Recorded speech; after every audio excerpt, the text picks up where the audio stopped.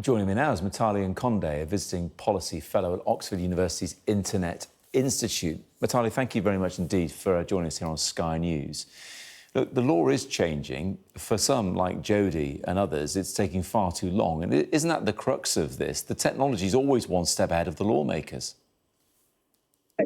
Basically, Mark, you couldn't have said it better yourself. Just as we are developing laws to catch this up, new apps are coming forward. But one of the things that I would like to say is that while the Online Safety Act is definitely going to give some reprieve, it really should be seen as a floor and not a ceiling. And what campaigners are asking for is something much more difficult. It's kind of outlawing this idea that people can freely create images online. And I just think that that's going to be a much higher ask.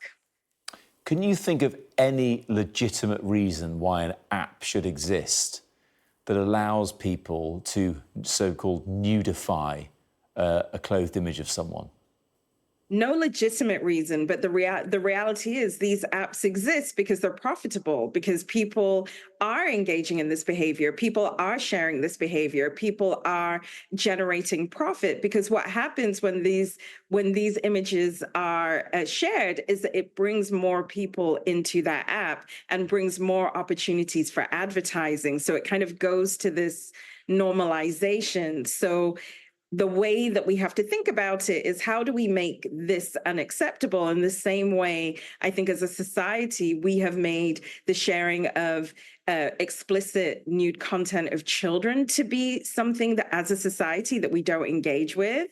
We also need to get to that for women like Jodie, who's clearly an adult and who clearly herself is sharing herself clothed in whatever way that she wants to, which is also her right.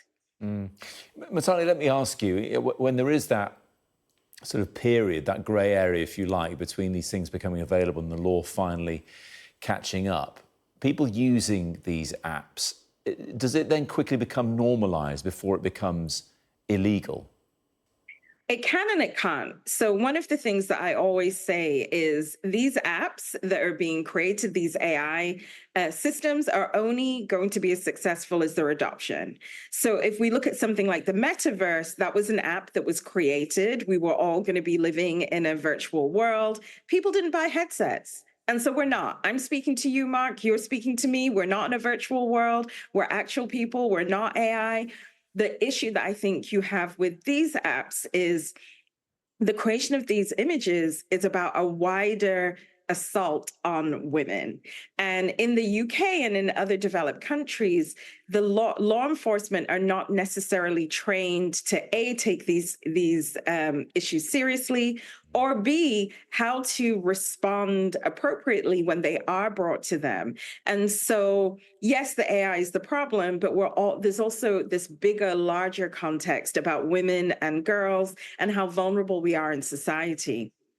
Yeah, look, I mean, there's even wider context, isn't there, as to what the police do and don't do with any other perceived crime. We can't really get into that. What I do know in Jodie's case, for example, she went to one police force and they said, well, we don't think this crime has been committed here, and shooed her away. She went to another police force and they saw a crime committed perhaps in a different way by using communication law as opposed to the making of this fake image. Is that going to have to suffice for the time being? That yes, there might be some savvy police officers out there, but going to have to use different legislation to bring about the same effect? I think training as well, because I would like to think that police forces are behaving within goodwill, that they are looking to serve all Britons, men, women, everybody alike.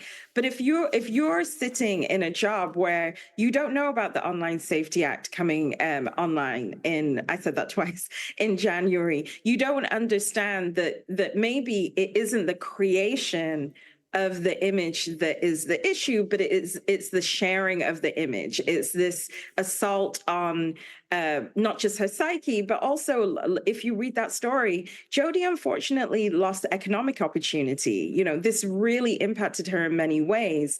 So I think that needs to happen. And then I think in terms of AI and the law, we just need to find other mechanisms that are faster and smarter, and assume that just as we're catching up to something happening, there could be something coming in behind. And we need to think in a much wider way about both the opportunities and the harms. I mean, almost certainly something's going to be following on from this. Mutale, for now, thank you very much indeed.